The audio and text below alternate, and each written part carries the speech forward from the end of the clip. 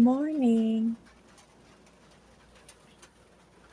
May papakita ko sa inyo nag-grocery ako. Ito yung food ko for today. Malapit na Christmas time, December, October, na ngayon, 19. Meron akong hinihintay na friend na darating dito sa bahay today. Kung darating siya, papaalam ko sa inyo. Pag matulad ba na weekend, may nagpupunta rito ng kaibigan ko. Binibigyan niya ako ng pagkain.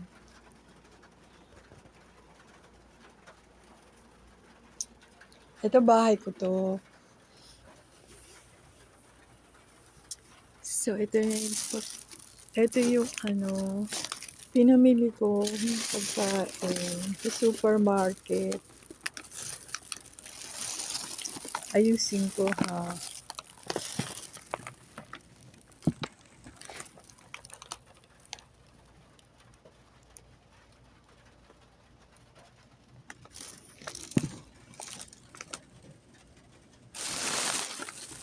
Ayusin ko yung pinamili ko para may palam ko sa inyo.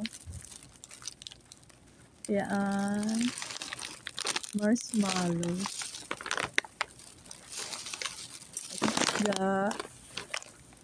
Fish da.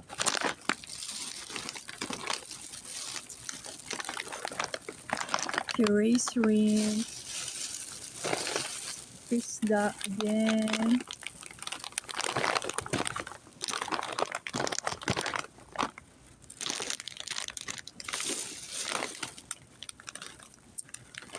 Crispy potato.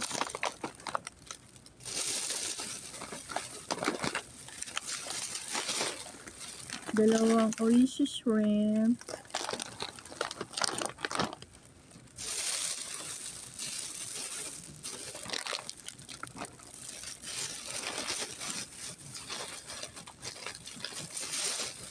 Strawberry juice. Dalawa. It's Tang strawberry juice.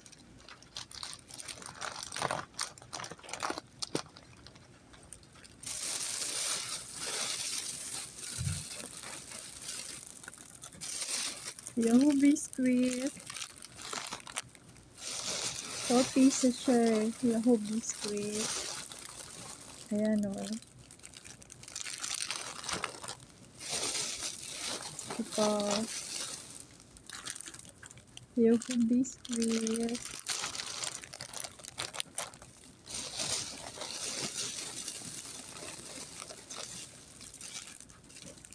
Ito pa o. Ayan. 4 pieces siya Yahoo biscuit. And ito na yung sales invoice niya.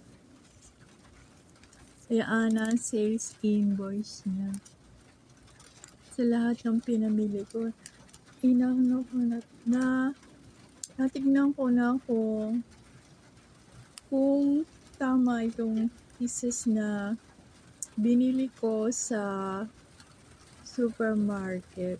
Kasi iba yung presyo. Tataas na pala ng presyo. Lalo na itong Tang. 21 pesos na pala ito ngayon. Dati binibili ko to lamang. 12 pesos. Pero ngayon 10 pesos na. Ito na siya lahat. Yan. Ang mga items na binili ko today sa supermarket.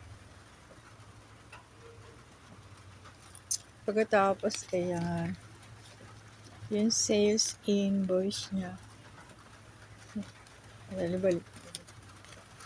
Yan, sales invoice niya. Kung gusto niyo magpunta sa supermarket sa Filipino supermarket po ito. Dito lang sa Juan Luna Street, Tondo. District to Manila. Yan. Yan naman po kasi nasa presyong abot kaya ninyo. Lalo na sa senior citizen, meron po discount yan. Pero itong pinapakita ko sa inyo, hindi po yung discounted. Talagang original price po siya.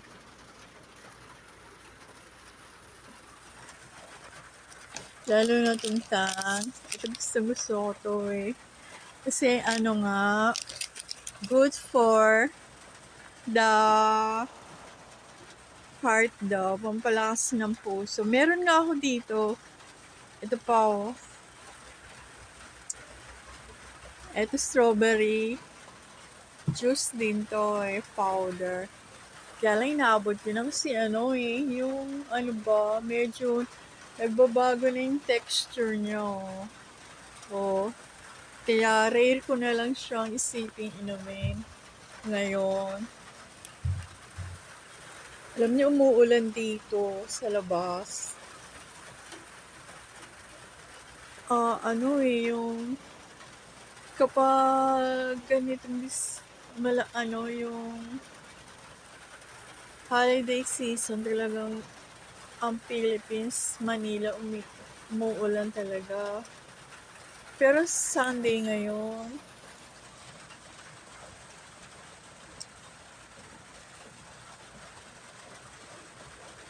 kala mo ano no, tahimik na tahimik. Ano to kasi sa bahay ko.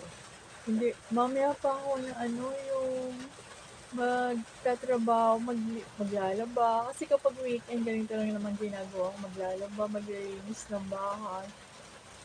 Pero as much as possible, kinakailangan meron na akong pagkain para kapag medyo nagugutom, hindi muna ako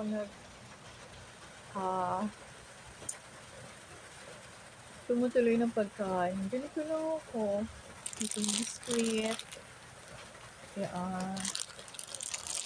Pero kapag lunch naman, at sasain ako, bumibili ko ng ulam ko.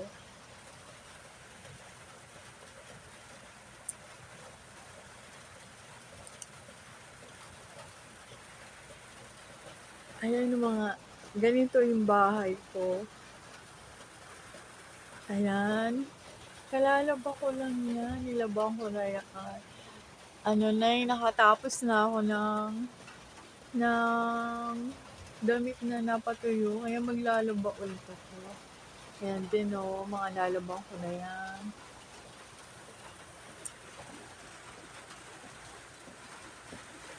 Malapit na Christmas, kaya meron na akong Christmas decor dito. Ayan, eto nga ko, Christmas tree ko. Ayan may Christmas tree na ako dito sa bahay.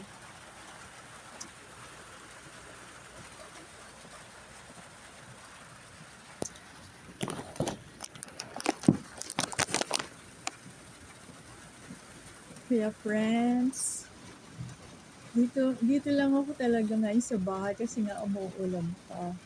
Pagkatapos, maglilinis ng bahay, maglalaba. Konti na lang naman kasi lalabang ko eh. Hindi na ako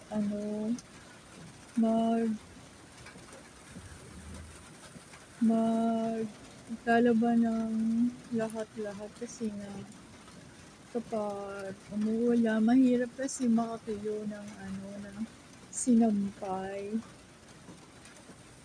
Ganito yung sinasampayin ko.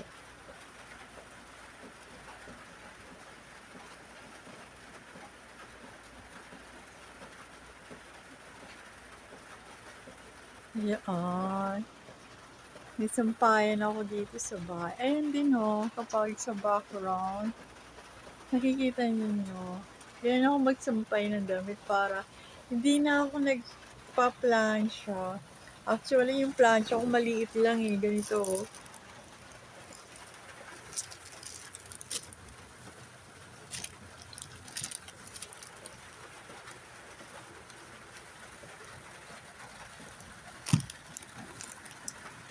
Yan, ganyan lang kaliit ang plancha ko.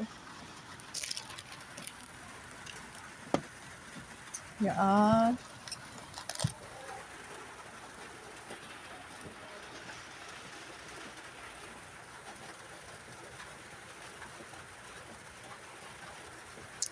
Hindi rin siya mainit na mainit. Kaya lang pinoprotektahan ko lang talaga yung mga damit ko para ma-press lang siya. Mainitan ba? Mawala yung niya, yung amoy. Kasi may amoy din minsan ang damit, right?